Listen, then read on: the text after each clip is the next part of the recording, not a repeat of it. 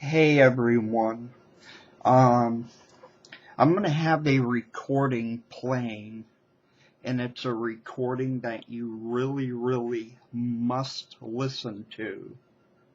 If you want the best results, the optimal results of my hypnosis sessions with you, you will listen to this from start to finish.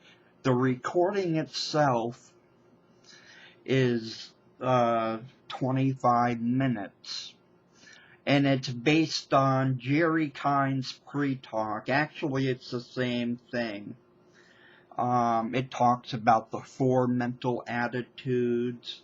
It talks about the 3 different parts of the brain.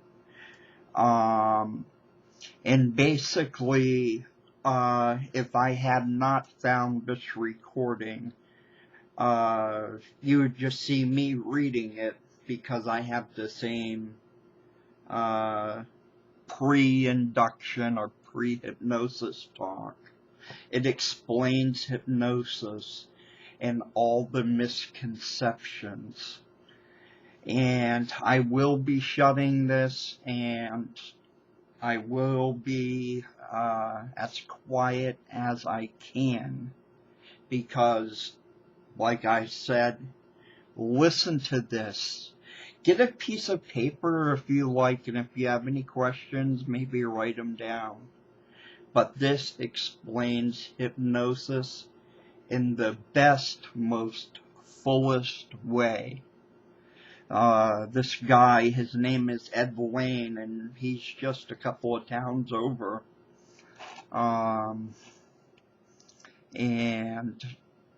And it says for orientation of hypnosis, push play.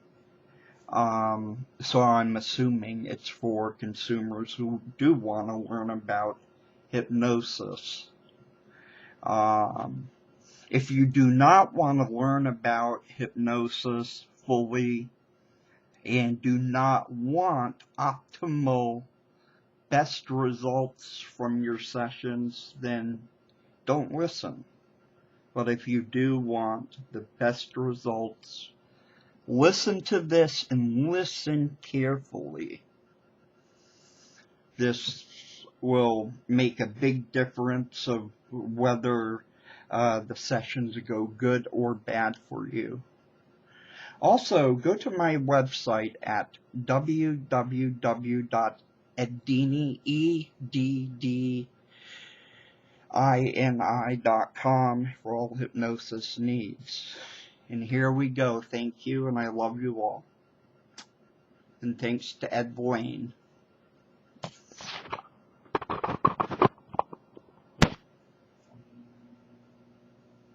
Certified hypnotherapist. I'd like to spend a few minutes with you before our session to talk a little bit about hypnosis and perhaps answer a few of the questions you might have on your mind. If you have a clipboard and a sheet of paper, please write down any questions that you may have so that we can discuss them at the start of your session. Now, for you to understand how hypnosis works, it's important for you to understand how your mind works. Most of us never really think about how our mind actually works. We basically take for granted that it works and leave it at that. The mind actually consists of 3 separate and distinct parts, which do different things and often have a hard time interrelating and communicating with each other. We have the conscious mind, where you are right now. Below this level of awareness, we have the subconscious mind, and at an even deeper level, the unconscious mind. For most of the work that we do with hypnosis, we can essentially ignore the unconscious mind. The unconscious mind controls all of the automatic processes within us, like the immune system, our heartbeat, how our various organs function, all those things that happen automatically to keep us alive and healthy. The conscious mind, where you're at right now, is where we spend most of our time. Now, I want you to understand that the conscious mind basically does 4 things and no more. The first thing that it does is it analyzes. It's that part of us that looks at a problem, analyzes it, and figures out a way to solve that particular problem. The second function of the conscious mind is the part that gets us into trouble sometimes. We call this the rational part. This part of us gives us the reason or excuse for the way that we behave in any particular situation. Our conscious mind must have a reason for doing the things that we do. The next part of our conscious mind is what we call willpower. We're all familiar with willpower. It works like this. I'm done with cigarettes and nothing on God's green earth will ever make me start smoking again. Well, we all know how long that lasts. You know, if you go on a strict diet, how long that lasts. Just until the willpower weakens, and then the old habit pattern comes right back again. The fourth part of the conscious mind is what we call working memory. That's the memory we need every day. How do I get to work? What's my spouse's name? What are my kids' names? How do I get home again? What's my phone number? Things on this order. The memory that we need just to get through each and every day. Now, this is all that the conscious mind does. It does nothing else. It's logical and analytical, nothing more. Do you remember the character Spock on Star Trek?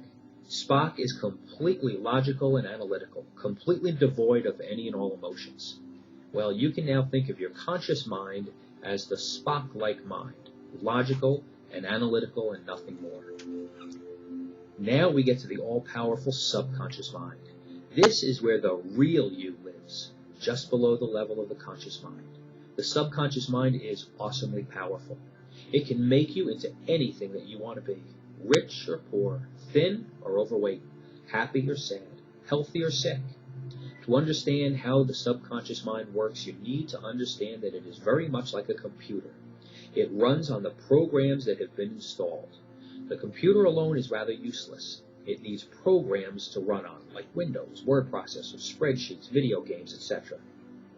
It has no ability to think. It just runs on the programming that's been installed. It has no choice. You understand that if you remove an old program and install a new one, the computer must run on the new programming information. Well, this is the way our subconscious mind works. It's a computer, an organic computer. It functions on the same rules as an electronic computer, only it is infinitely more powerful. We program our subconscious computer every single day of our lives through our experiences. At birth, our computers are basically unprogrammed or empty. Of course, the unconscious mind is there working to keep our hearts beating and the other organs working properly. But that's about it at birth. The programming of our subconscious mind starts immediately after we're born. Some even claim it starts before we're actually born. We are programmed by our parents, neighbors, relatives, teachers, coaches, preachers, and even television, radio, and the internet. The programming comes from everyone and everything around us and never stops. Now, the primary rule of our internal computer is this. It must, underline, exclamation point, must make us into the type of person that it perceives us to be based on the sum total of all the program that's been placed into it and will be placed into it until the day we die. For example, if that computer of ours, based on its programming, tells us we're fat, we're fat. If it says we're thin, or a smoker, or a success, or a failure. That is what we are. It adds up all the programming and makes a decision about us, about the person who we are, and that is who we are. It must operate this way. What is some of the operational programming in our internal computer? First of all, memory. The subconscious mind is like a video camera. Everything that has ever happened since the day you were born, every experience, every feeling, every sound, every smell, and every taste is locked permanently into the memory banks of your subconscious mind. We never forget anything. If there is a reason to, in hypnosis, we can access specific memory banks, and it seems as if we can actually travel back in time to a particular memory or experience. For example, in regression hypnosis, we can travel back and relive your first birthday or even your actual birth. Now, this is much more than recall. It's actually like you're there. It's happening all over again. You can see what happened. You can smell. You can taste. You can hear very clearly. We never forget anything at the subconscious level, only at the conscious level. The second type of program that we have in our subconscious mind is habits. When we have three kinds or types of habits, only three. You have good habits, and you know that we all have some bad habits. But really, most of our habits aren't good or bad. Most of our habits are utilitarian habits. We automatically respond in a certain way when something else happens. For example, when the phone rings, we answer it. We don't look at the phone and wonder what it is. We automatically pick it up, and depending on our mood, we answer in a certain manner. Other examples include lighting up a cigarette as soon as you got behind the wheel of your car, or noticing that the moment that you sat down in your favorite chair in your living room, that you're suddenly hungry. The next thing in our subconscious mind is our emotions. Of course, we wouldn't want to be without our emotions. That's what makes us us. Love, caring, and all those wonderful good feelings. But sometimes our emotions get us into trouble. The conscious mind cannot deal with the emotions in any way, shape, or form. That's simply not part of its job. Anytime we need to access our emotions, the conscious mind parts like the Red Sea, and we deal with a particular situation from our irrational, juvenile-like, but highly intelligent subconscious mind. And as I said, sometimes it gets us into trouble. I know that many times in the past that you've dealt with a situation, and it didn't have a lot of emotion, just a little bit. And then after the situation was over and the analytical, conscious mind took over again, you heard yourself thinking or saying to yourself, "Why did I do that? Why did I do that? Why did I say that? It was so stupid." And that inner subconscious mind laughed and said, "Yeah, but it was so much fun." This has happened to all of us at some time or other. Now, the next part of our subconscious mind is probably the most important part. It protects us. It must protect us against danger, real or imagined. You see, anything imagined by the subconscious mind is just as powerful, just as real as if it was actually happening. The subconscious mind can't tell the difference between what is real and what is imagined, and it must protect us from danger. The last part of the subconscious mind is kind of a negative part. Although the subconscious is extremely powerful, it is also the laziest part of us. It doesn't like to do the work necessary to accept positive suggestions and give us change in the areas where we would like to have change. It likes to keep us the way we are. It takes too much work to make positive changes. Positive changes are one of the most difficult things to get into our subconscious mind. On the other hand, negative suggestions go into this part of our inner mind just like a hot knife through butter, because it doesn't take any work to accept negative suggestions. Let me explain. Take an overweight person, they get out of the shower, they're standing in front of a mirror toweling off, and what do you think they're saying to themselves as they're looking into that mirror? "Boy, I'm fat," or other words to that effect. Now that idea or thought goes right into the subconscious mind, and the subconscious says, "Yes, that matches the programming that I have in here. That matches my perception of you." Therefore, it accepts that suggestion, which reinforces the perception, and the person becomes even heavier. On the other hand, take that same person in front of the mirror and have them say, "I'm thin, I'm trim, I'm attractive." As these thoughts attempt to move into the subconscious mind, it says, "No, that does not match the programming, and it's not allowed in." How do we get suggestions into the subconscious mind? Now, it's very important that you understand this. Any idea, thought, or concept that is allowed to go into the subconscious mind must happen. You're changing the program, and the inner mind must respond to the new program. Okay, so you make a decision, let's say to stop smoking. You make your mind up at the conscious level that nothing in the world is going to stop you from ending the smoking habit. Now your conscious mind says, "That's wonderful, and I support you 100%. You're going to be healthier, you won't get emphysema, cancer, or heart disease." But to get permanent change, we have to get down into your subconscious computer and change the program. So you say, "Fine," and you start to send that idea down to the computer. But there's a problem. There's one more part of the conscious mind that I haven't told you about yet, the critical factor. Its job is to stop all suggestions before they enter the subconscious mind. It's like the guardian of the gate, and it prevents suggestions from going in. Then, in a way we don't quite understand, there's a communication between the critical factor and the subconscious mind. The critical factor says, This person wants to quit smoking. Can I let the suggestion in? Now remember, if this suggestion goes into the inner mind, it must happen. But the subconscious mind scans the memory banks and says, wait a minute, he's been smoking for years.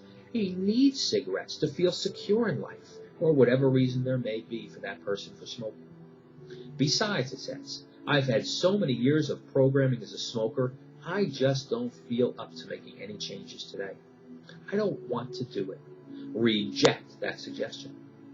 The critical factor has no other choice but to turn the suggestion away and send it back to the conscious mind where it came from. The conscious mind now does the only thing it knows and sends this suggestion over to willpower. And we all know how long willpower lasts. How many diets have we been on? How many times have we tried to quit smoking? Well then, how do we get a suggestion into that all-powerful subconscious mind? Through hypnosis. Through the use of hypnosis, the suggestion bypasses the critical factor and enters the subconscious mind. It's like sending it out for a break and we'll tell it when to come back.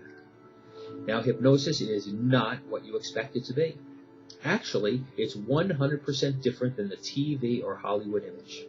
When in hypnosis, you're not asleep, you're not unconscious, you're not a zombie, and you won't hover around the room the way they do in the movies. What you are is relaxed. Your body is extremely relaxed. But your mind becomes alert. The deeper into hypnosis you go, the more alert your conscious mind becomes. Hundreds of times more alert.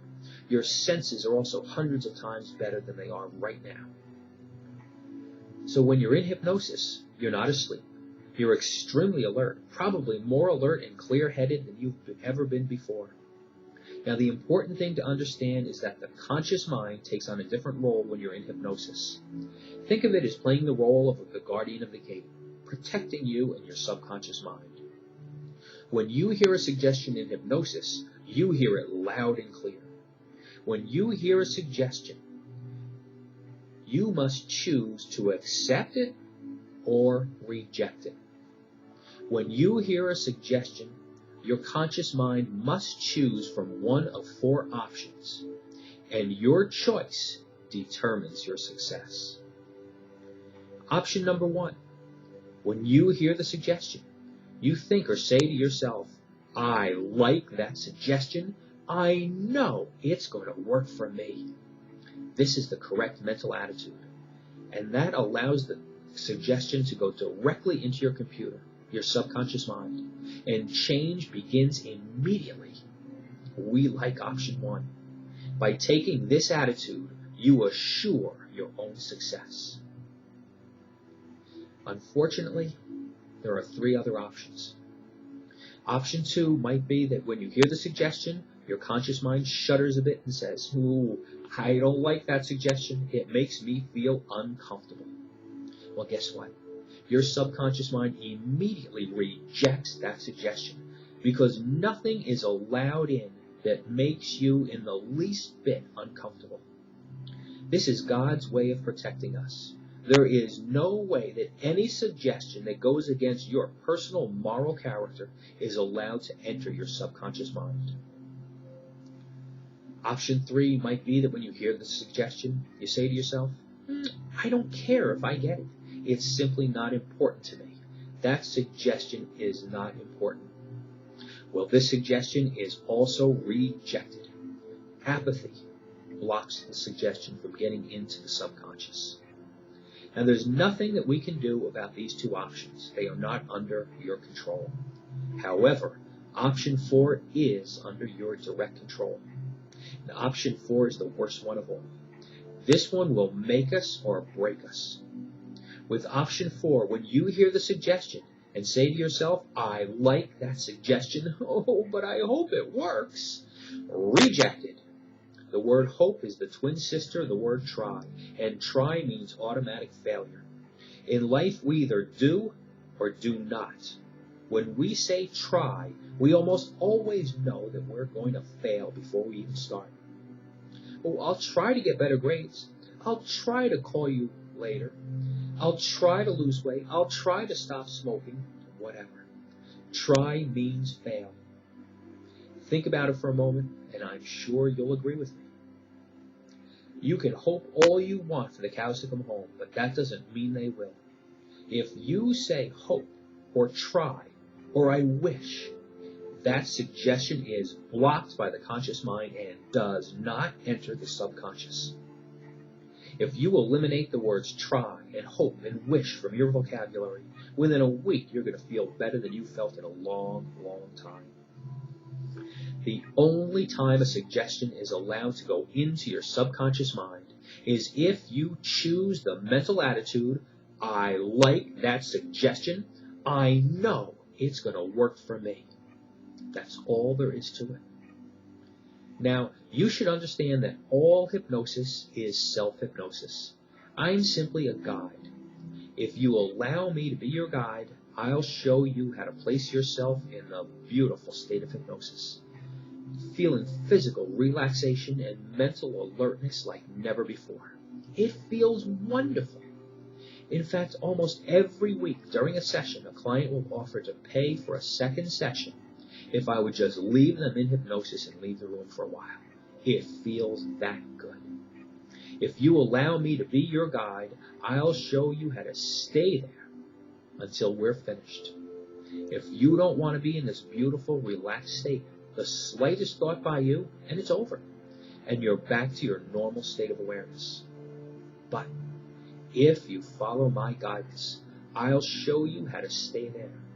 And most important of all, if you accept the suggestions given to you with the correct mental attitude, I like it, and I know it's going to work for me, you'll get the change you came for.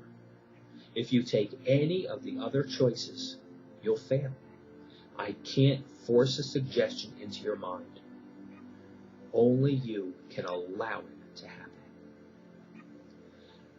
I'll help you to enter the state of hypnosis, and the only thing that can prevent you from going into hypnosis is fear. Fear of hypnosis or fear of me. People tend to have 3 fears of hypnosis, and I'd like to discuss them right now and dispel any of your fears if they apply. Fear number 1, loss of control. The fear that I can make you do something against your will, and that just can't happen. The good Lord did not make us so weak or vulnerable that we can be taken advantage of this way. There is absolutely no way I can make you do anything against your will or moral character. So if in the middle of our session I suggested that you go down the street and rob the convenience store and bring the money back to me to split it, your eyes would pop right open and you'd walk out the door. I can't make you do anything you don't want to do. Now, that's a good thing, and it's a bad thing at the same time. I can't make you go rob a store. I can't make you go into hypnosis, and I can't make you lose weight, quit smoking, or anything else.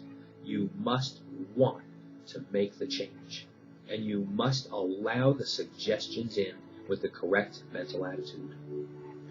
Now, I know that you may have seen or heard about those hypnosis stage shows with people barking like dogs, clucking like chickens, and doing all sorts of weird stuff. And yes, that is hypnosis, and they are not faking. But understand this, they aren't doing anything immoral or against their will. They're doing funny, silly, and embarrassing things, but they're not doing anything against their personal moral character. And I can assure you that if they were given a suggestion that made them in the least bit uncomfortable, they would reject it and refuse to do it. Those individuals all volunteer to be up on that stage. They know what they're going to be expected to do, and they want to do it. They want to be the star of the show. Fear number 2. Many people confuse hypnosis with a truth serum or something like that. They're afraid that they'll reveal some deep, dark family secret or tell me their bank account PIN number or something like that. Well, that just can't happen either. You see, in hypnosis, a person could actually be a better liar than when in a normal state of awareness. This is actually how people beat lie detector tests. They use self-hypnosis.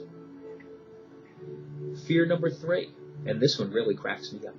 What if I get stuck? What if I get stuck in hypnosis and I can never come back?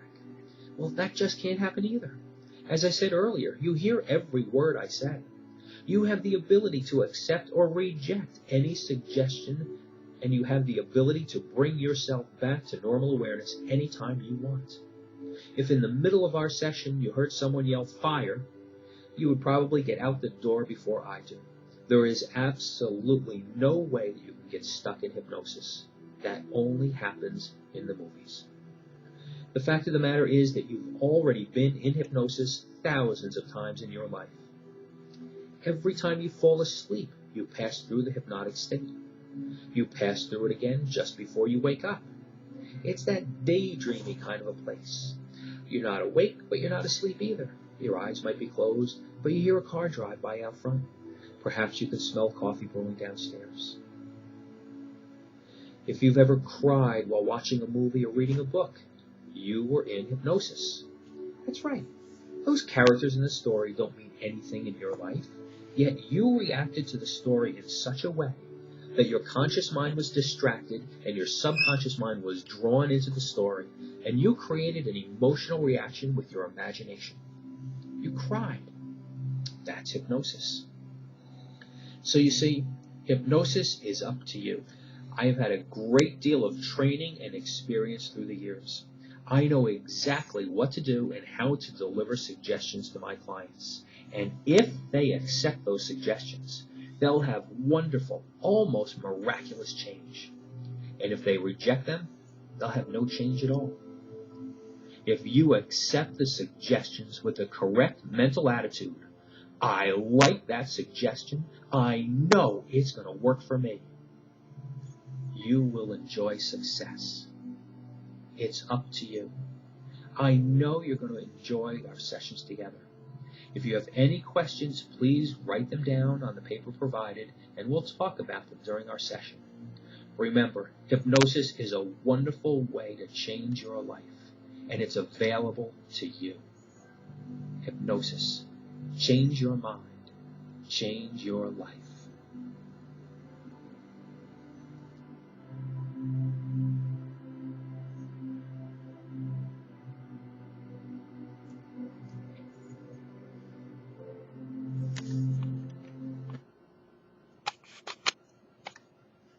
That was a very good, very informative, and very accurate talk.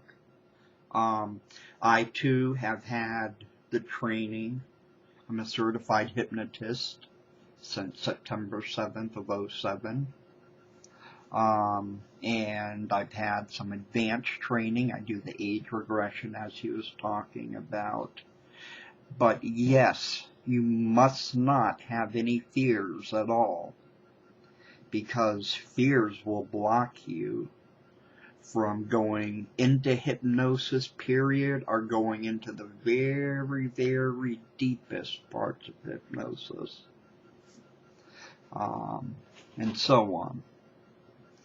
And that was hypnotist Ed Wayne from New Hypnosis Center in Dover, New Hampshire. Again, thanks for listening to this. You have literally changed how you listen to sessions now, and you're going to be getting the optimal results. And also, as a little suggestion, from this point forward, you're only going to listen to the suggestions and to the sessions that are relevant to you. Like I have sessions just for women, sessions just for men. A guy, you wouldn't listen to one that's just for women, and so on. And if you want to sleep, you'll listen only to the sleep ones and then to the relaxation ones. Alright, thank you, and I love you all. Goodbye. Peace, baby. Alright.